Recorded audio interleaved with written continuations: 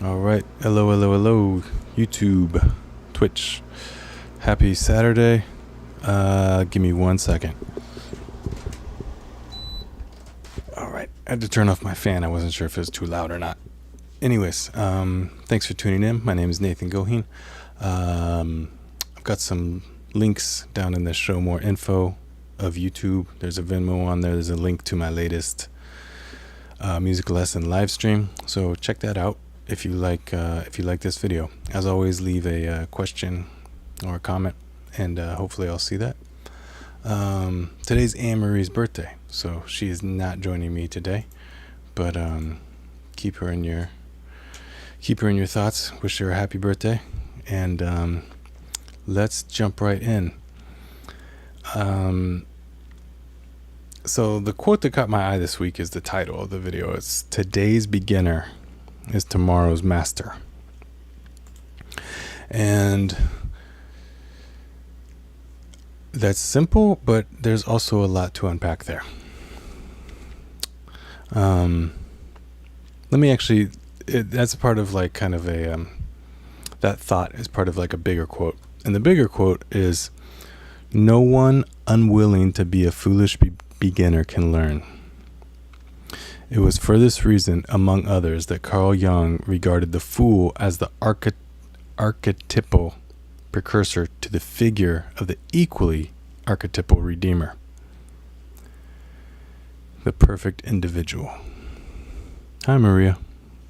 Thanks for tuning in. I appreciate it.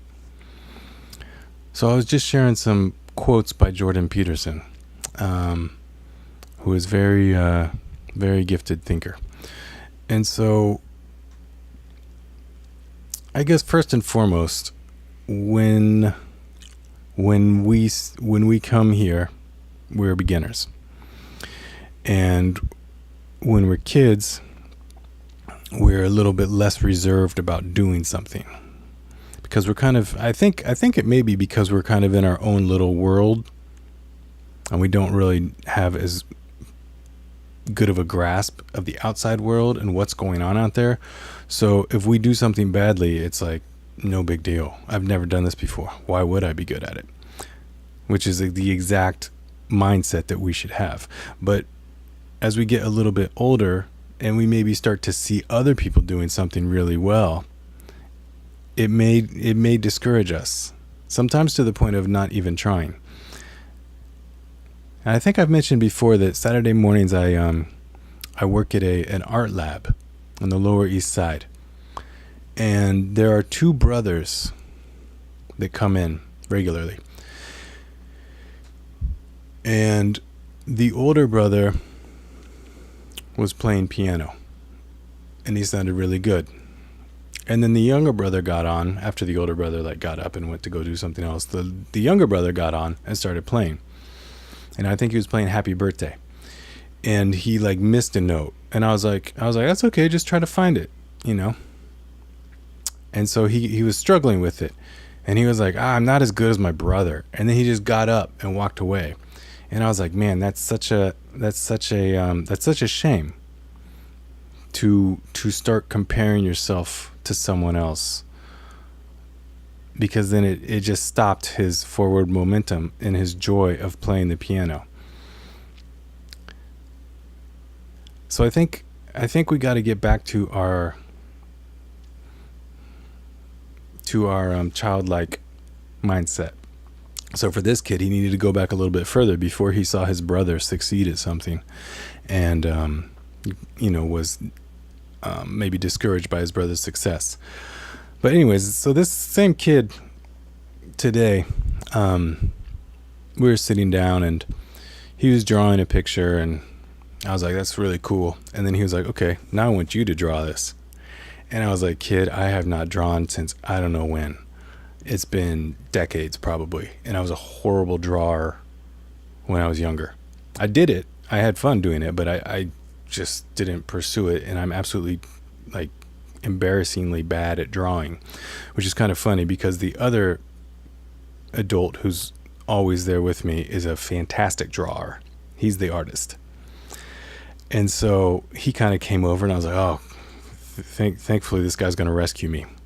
He's like, I can do a good drawing badly, or I can do a bad, yeah, he's like, I can do a good drawing badly. And so then he sat down, and like within 2 seconds he made an amazing picture, and me and the kid were both like, and the kid was like, oh my gosh, that's so good. He's like, how'd you do that?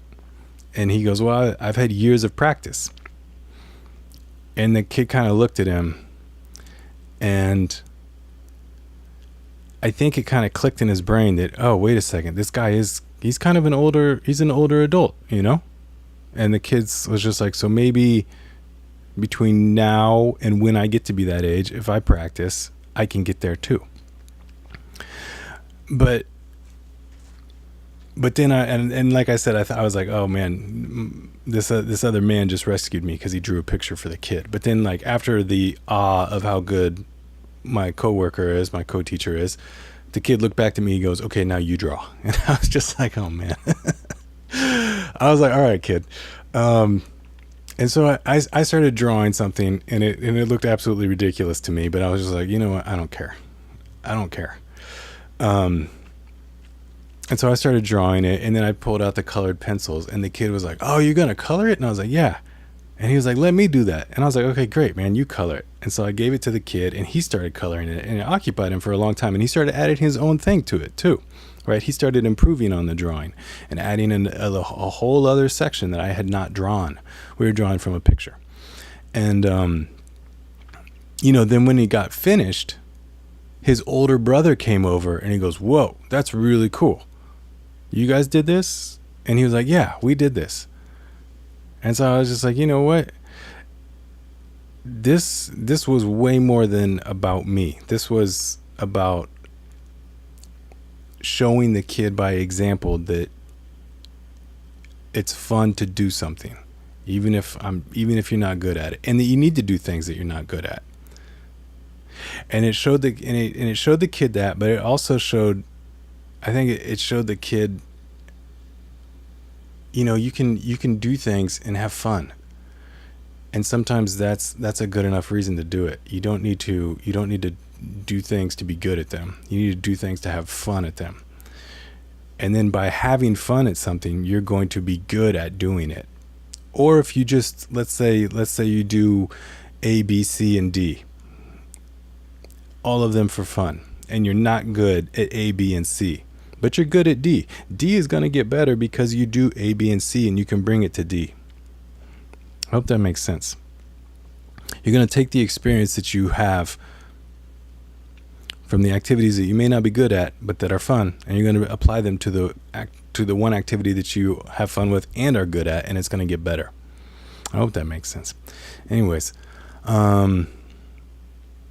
and it kind of reminds me of I remember reading Kurt Vonnegut talk one time about he said his whole life was changed when he was talking with a worker. I don't know if it was like a construction worker or something, but the construction worker said basically that thing. He's like, I do this. I like to do it. I'm not good at it, but I like to do it. And I think that that's the most important thing. And then Kurt Vonnegut was like, that changed my whole outlook on life, was to do things that I have fun with, And if you have fun with it, you'll just keep doing it, and you'll eventually just get better and better. But the mindset of, I'm going to have fun with this, is the mindset to have as a beginner. You can't have the mindset of, I'm not good at this, or I'm going to be bad at this, because we're all bad when we start. We're all bad when we start. So we just got to come in, say, why not? And then do it, I hope that was cool. I hope that made sense. Maria and Anne-Marie, good to see you. I will see you all next time. I'm here Saturdays at 5 p.m. Eastern time. And I'll see you all then. All right. Have a great day. Bye-bye.